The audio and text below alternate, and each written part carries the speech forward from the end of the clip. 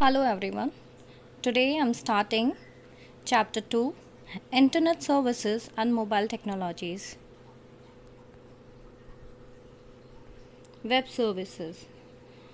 Web services are actually services offered by electronic devices to another electronic device communicating with each other via World Wide Web, or a server running on a computer device listening for requests at a particular port over a network serving web documents, HTML, JSON, XML images, and creating web application services which serve in solving specific domain problems over the web.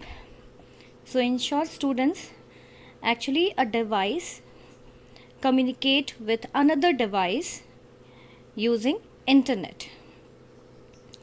A server runs on a computer device and then it listens to the request of various web browsers, and then after that, in response, the server fulfills the requirement according to the request. Now net surfing, it is actually web surfing, and surfing means browsing the internet through web browser. Okay, with the help of web browser we can visit many websites. So in web browser, browsing of any web page and going from one web page to another web page by clicking on any hyperlink is known as net surfing. So here there are different web browsers: Internet Explorer, Google Chrome, Firefox, Safari and Opera. You can see here in the address bar we can type the URL of the website which we want to visit. Emails. Email is actually short form of electronic mails, and it is a message that contains text, files, images or any attachment, and then after that we can send it across the network to the specific individual or group of individuals. The popular email clients including Microsoft Outlook, Mozilla Thunderbird, Mac OS Mail, Incredimail, Mailbox and iOS Mail. These are all email clients. With the help of these softwares we can send mails from our PC. So these software need to be installed in our PC to use. Microsoft Outlook actually comes with Microsoft Office. You know how to start Microsoft Office. You have to click on Start, All Programs, Microsoft Office, and then there you will get option Microsoft Office Outlook. Okay, so that is the software which we can use as an email client, and within a single Outlook we can create many accounts. Means there only we can, if we have Gmail account we can log in into Gmail, if we have Yahoo we can log in into Yahoo also, and as soon as our computer is having internet connection, all mails of all those accounts will be received on our computer. The most popular web-based email client is Gmail. Others include Yahoo and Outlook.com, etc. Okay, these are all web-based applications. That means we have to start the web browser to use this. But nowadays apps are also available in the mobile, so we can use that also. Now structure of email, you might have seen structure looks like this. So first text box we have to enter the value, means email address of the recipient to whom we have to send the mail. So if we have to send the mail to multiple people, then we have to write their email addresses comma separated. Now from text box we have to, means our ID will be written. Okay, the sender will be you. Subject, it will be actually some brief text about the content of the message. Now CC, its full form is carbon copy, and the email address of people to whom a copy of the message is to be sent. Means in this The recipient email address will be receiving the message, as well as the emails there in the CC will be receiving the message, and the person who has been, means email address of the IDs we have written in CC, will be able to see who else has received the message. And multiple address we can write comma separated. Now blind carbon copy, email address of the people to whom a blind copy of the message is to be sent. So in this, these recipients, means email addresses in BCC, are not displayed in the message header, and the recipient in to and CC fields will not know that a copy went to these addresses. Got it? So whichever email address we will write in BCC, the others will not be able to see it. Okay. Now attachment, with the help of this we can attach the list of documents. Okay, it can be image, PDF, documents, music file, audios, videos, etc. Message body will be containing the main message. Okay. So then after that we have to click on the send button. So there are some advantages and disadvantages of emails. So advantage is it is fast, it is very cheap, it is easy to use. Yes, digital, it saves paper because the content will be sent digitally with the help of internet in just a click. So it saves paper also. It expands a business capability to communicate with other customers. Okay. Now disadvantages, it is actually a digital divide, because there are many regions on the earth, or we can say India, that the people are not able to access internet. They don't know how to use smart devices. They don't know how to use email accounts. Then for legal reasons also, some people need original hard copies on letterhead. Like banks also nowadays sending statements, and many of the documents we are receiving, like policies and everything, we are receiving on internet. But still somewhere we need to submit original copies. So at that time it will not be complete without a signature. Now some still print emails. You might have seen that even email is received, but still people used to print it. Okay, email will be there for the long time, but still people want to print it for their reference. Not all email formats are made alike. Not all email formats are same. So here you can see how to use Gmail. We will see here. So we have to type www.gmail.com in any web browser. Then after that we will get the login page. There we have to enter email address and then password, and we have to click on next button. This will be the screen that appear after we logged in into the Gmail.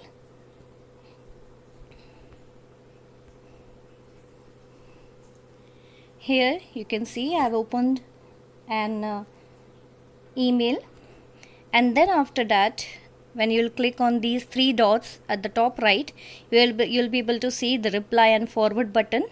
Okay, so with reply I will be able to reply to this ID, and in forward I will be able to send this message after editing or adding some more content to it to the two different people. Here also you can see at the bottom also reply and forward button is there. Now spam versus junk mail. Spam emails are unsolicited mails and sent to 10,000s of people, means millions of people, usually via mailing list, which are bought actually, purchased and sold online.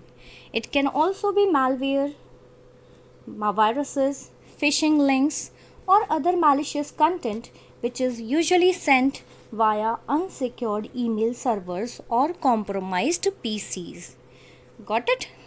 So here these mails are sent in bulk to the people, in which the email IDs are actually bought by or sold online.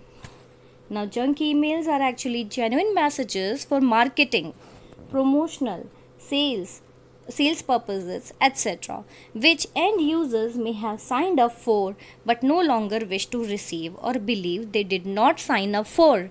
Like if we have accessed any of the website and then we have signed in into signed in into the website using our email address, then that particular website will start sending us mails even though we don't want to receive it. So here there's a comparison between spam mail and the junk mail. So unsolicited mails, spams are unsolicited mails, but junk mails are solicited mails because we agreed once. Maybe we don't want to receive it later on, but we agreed. And spam mails are not wanted by anyone, but junk mails might be useful for someone but annoying for others. Here spam mails are sent out to everyone and junk mails are sent to some people, such as a specific mailing list. Spam mails are sent out frequently, but junk mails are sent out less frequently. These are very intrusive and distracting. Junk mails are less intrusive by comparison, may or may not be distracting, and may be helpful to someone. Then after that, malicious. So the spam mail are more likely to contain viruses, spyware, malware and phishing softwares. But these are not so harmful. Junk mails are less likely but still may contain virus, spyware, malware and phishing software. Now search engine. Search engine is a web-based tool that enables user to locate information on the worldwide. Okay, with the help of search engine, we will be able to search a particular keyword and then we will be getting the list of websites. Now, popular examples of search engines are Google, Yahoo, MSN Search, etc. The information gathered by the spiders. Spiders are actually software of Google search engine. Google, not only Google, any search engine have a software which will visit various websites and then find out necessary keywords. Okay, so spiders are actually softwares, and spiders are also known as robots, crawlers, etc. So these are spiders. You gather the information which is used to create a searchable index of the web. So most popular search engines are Google. You can see Google search engine look like this. This is Bing search engine. You have to write bing.com. Yahoo.com. You can type it in any web browser, and this is Yahoo portal. You can see I told you about web portal earlier. So this is Yahoo web portal. You can see from here only you can go to Yahoo Mail, news, sports, finance, celebrity, Olympics, shopping, movies, politics, etc. Now ask.com. So this is the search engine of Ask. How search engine works? So I told you just now that spiders, web crawlers, bots or agents are there. Okay, so search engines work by crawling hundreds of billions of pages. Okay, so spider, or we also call it robot or a web crawler, used to crawl these websites, hundreds of billions of web pages using their own web crawlers. Then these web crawlers are commonly referred to as search engine bots or spiders. And a search engine navigates the web by downloading the web page and following links on these pages to discover new pages that have been made available. Okay, so search engine actually will visit the website, then it will download the web page, and then after that it will follow the links on that particular page to discover other new pages. And this way it will keep record of all the website visited, and then after that it will be helpful for Google or any search engine to give prioritize to a particular website. Now the second option for any search engine to work is the search engine index. Web pages that have been discovered by the search engine are added into the data structure called an index. Okay, the pages visited by the spider or the web crawler or robot will be discovered by the search engine, and that will be added to the data structure. Okay, and that is known as index. The index include all discovered URLs, whatever websites spider have visited, all those websites will be there in the index with a number of relevant key signals. There will be some key signals also on which basis that particular website was visited. Okay, like particular keyword. According to the keyword, the particular website was visited. Okay, so here few things are there, like keywords discovered within the page content. Okay, like we type Delhi University, and then after that few websites appear. So what topic does the page cover? Obviously that those websites will cover something related to Delhi University. The type of content that is being crawled. Apart from the keyword, which type of content is crawled? Like main content, or the website name, or the website title. You might have seen on a particular website there are so many things. So which type of content is being crawled? Okay, so what is included on the page? Now freshness of the page means the website page should be updated regularly. If the websites are not updated regularly, then web crawler don't use to visit those websites again and again. The previous user engagement of the page and or domain. How do people interact with the page? Means how many people are actually are engaged on that particular page or the domain. You might have seen that if the people are visiting any website a lot, then that page appears maybe in first 10 results in search engine. Now search engine algorithm is actually the step required to solve any specific problem. So the aim of the search engine algorithm is to present a relevant set of high quality search result. Okay, you might have seen that people are using Google the most because its algorithm is actually very good. It provides specific result according to the user requirement. So that will fulfill the user's query, question as quickly as possible. Okay, so algorithm is there with the search engine. Just now I told you about robots. Okay, the spiders or the web crawlers or the robot which used to crawl across various websites. So these websites, we call robot, have a specific algorithm.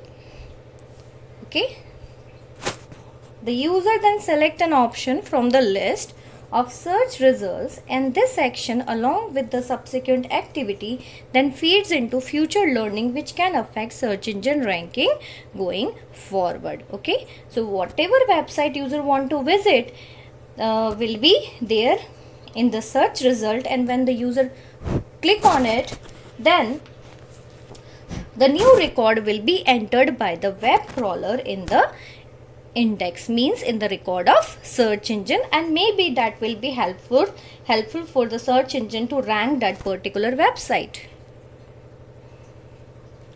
So if we have to improve the result of Google search, you can see there are some methods. Like if we have to find pages within a specific site, okay, in one particular website we have to find some pages, then we will use cite option, cite and then colon, and then we can write any website name here. If we have to exclude a word, okay, like we want to visit Taylor Swift in different websites, but we don't want sucks word in it, then we will put minus over there. Okay, then similar words, if we want something similar to college, then we will put this tilde sign in front of the word to search synonyms. Now quotation marks. So if we here it is global warming is quoted, that means it will search the exact phrase inside websites. Now number ranges, then we will write Oscar winners between 2000 to 2014. So here we can see we have written we have used two periods, okay, two dots.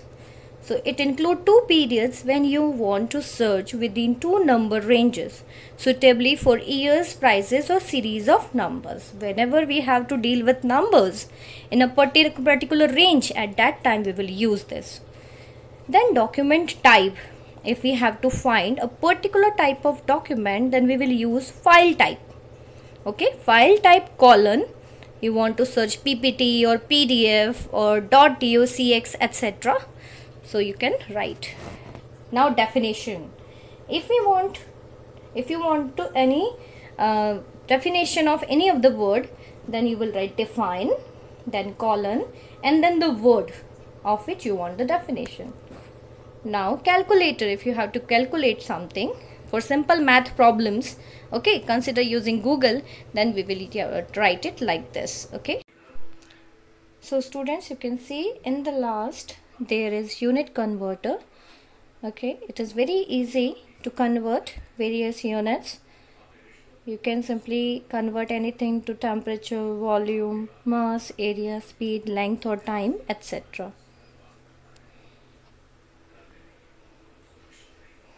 So as we can search various websites over the net, we can also find people on network. So the websites which can be used to find people online, they may draw the data from different sources. Okay, they are actually fetching the data from various websites like Facebook, LinkedIn and many other websites where user used to put their details. So as a result, there may be some difference between the results. Start with their birthday or the state they live in. So once you have those details, the volume of information you can find online about a person is amazing. So when searching for people online, be sure to use multiple people search engines for the best result. So here there are various examples like PIPL, PQ, Google Groups, True People Search, Find People Search, Classmates, etc. So this is the example of PIPL. It is actually one resource that conducts a deep web search for the name on non-typical sites. The search results from PIPL are impressive. You can see this is PIPL search engine. It is showing details of people from various websites. Next example, PQ. It is also used to search details of people. It goes the extra mile to dig into popular social sites like Pinterest, LinkedIn, Instagram and more. So the results are always impressive, although they can be somewhat garbled. Here you can see details from particular means many websites. FTP. We discussed in previous chapter. FTP is a protocol. Its full form is File Transfer Protocol. FTP is a standard internet protocol provided by TCP/IP. Okay, Transfer Control Protocol, Internet Protocol, used for transmitting the files from one host to another. It is mainly used for transferring the web page files from their creator to the computer that acts as a server for other computer on internet. It is also used for downloading the files to computer from other servers. FTP clients. FTP client is a program that implements a file transfer protocol which allows you to transfer file between two hosts on the internet. Okay, if your PC is connected with the internet, then after that from your client computer, you will open a web browser from where you can access FTP. FTP means file transfer protocol, to download or to transfer file from your computer to another computer, or you can download it from other computer to your computer. It allows a user to connect to a remote host, okay, and upload or download the files. Now FTP server, it is actually a computer which has a FTP address and is dedicated to receiving an FTP connection. Okay, like if we have to download any file, then our computer will send, means our computer will be FTP client. So from FTP client, the request will be sent to FTP server. Okay, so FTP server actually waits for FTP address, and then after that, after receiving the FTP connection, the FTP server needs TCP IP network for functioning and is dependent on usage of dedicated servers with one or more FTP clients. Okay, so in order to ensure that the connections can be established at all times from the clients, an FTP server is always switched on. Okay, now an FTP server is an important component in FTP architecture and helps in exchanging of files over the internet. An FTP server is also known as FTP site. So here there are some examples of FTP softwares. For Windows, these are the softwares. FileZilla is very easy to use. FileZilla, these means if they are very famous, then they can be used in different operating system. Okay, so there is FileZilla for Windows also, FileZilla for Mac operating system, and FileZilla for Linux. Okay, downloading and uploading file from remote sites. So downloading refers to the process of receiving a file from remote site to local computer. This process of downloading, this is the process of downloading images, files and web pages. Okay, so if you are downloading any image from the internet, then it means you are downloading a file from a remote site to your local computer. Now uploading refers to the process of sending a local file to a remote site. So that this process is actually putting images, files and web pages on other website. So here you can see how to use FTP via Windows Explorer. Windows Explorer is actually software available in Windows operating system. So if we have to start Windows Explorer, we will go to start and then we will click on computer, or we can use a shortcut key, Windows key plus E, to start Windows Explorer. Okay, so the screen look like this. Then after that, we have to type here in the address bar, we have to type fttp:/user@yourdomain.com. Okay, so user will be your cPanel user, which will be provided by your host, the company who is hosting your website. Okay, it will provide you the cPanel username, and example.com with your primary domain name. So whatever is the domain name, whatever domain name you have set, okay, for your website, you have to write here. Okay, then after that, this login page will appear. Here you have to type username and password, and after that you have to click on login button.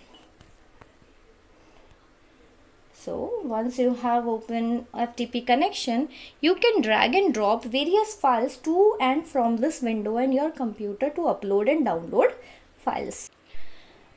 Okay students, only this much for today. The next half I will give you in another video. Thank you.